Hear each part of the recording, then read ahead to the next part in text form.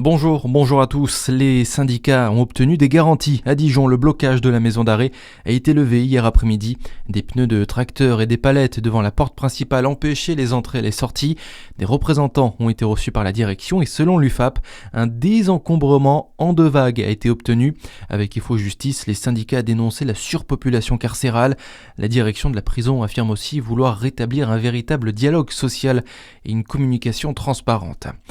Que s'est-il passé à Besançon ? Un jeune de 19 ans a été mis en examen et placé en détention provisoire. Plus tôt, il a été interpellé, placé en garde à vue cette semaine, soupçonné d'avoir enlevé, séquestré et violenté un autre jeune dans un bois de Besançon. La victime n'est autre qu'un détenu en semi-liberté de 21 ans qui s'était évadé depuis 2 semaines. Il a été découvert par des promeneurs, ligoté et blessé selon son témoignage. Visé par un mandat de recherche, il est retourné en prison. Une enquête est ouverte selon le parquet. Un succès pour le job dating de Dole, il a réuni près de 600 visiteurs hier à Dole Expo, fréquentation en hausse par rapport aux éditions précédentes. D'ailleurs, l'industrie recrute, c'est le nom du forum qui se tient demain à Dijon, à la Maison des Entreprises dans le quartier de la Toison d'Or. De grandes industries de la région seront présentes pour proposer des postes en CDD et CDI. Dans l'actualité aussi, Donald Trump repousse de nouveau son ultimatum à l'Iran. Il donne ainsi aux Iraniens jusqu'au 6 avril avant de mener des frappes contre les centrales électriques du pays. Le président américain assure dans le même temps que les discussions avec Téhéran se passent très bien. 1500, c'est le nombre de stations-service indépendantes qui pourraient fermer d'ici 2035, surtout en zone rurale. Résultat d'une étude réalisée pour le syndicat Mobiliance.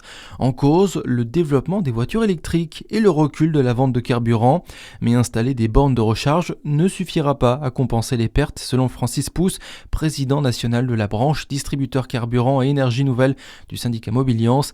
Il appelle l'État à agir rapidement. La bascule des stations-service traditionnelles et en particulier en zone rurale ne pourra pas se faire que sur l'électrique, puisque aujourd'hui vous avez tout un tas d'acteurs dans la recharge de l'électrique, donc c'est pas ça qui permettra aux stations-service de survivre et de toujours continuer à distribuer des carburants fossiles ou des carburants de substitution, puisqu'on aura encore besoin pendant plusieurs années d'alimenter les moteurs thermiques. Ce qui permettra aux stations demain de survivre, c'est une diversification d'activités, par exemple changer ou créer une aire de lavage pour la station qui n'en a pas, faire de nouvelles activités type relais colis, sandwich, tout ce qui peut compenser la perte de marge due à la perte de volume sur les stations. Mobiliance demande la mise en place d'un plan de diversification de 10 millions d'euros, validé il y a déjà 3 ans par le gouvernement.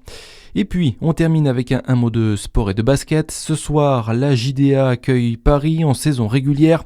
Coup d'envoi à 20h30. Les Dijonnais qui sont au 12e au classement. Voilà pour l'actualité. À suivre votre météo sur Fréquence Plus.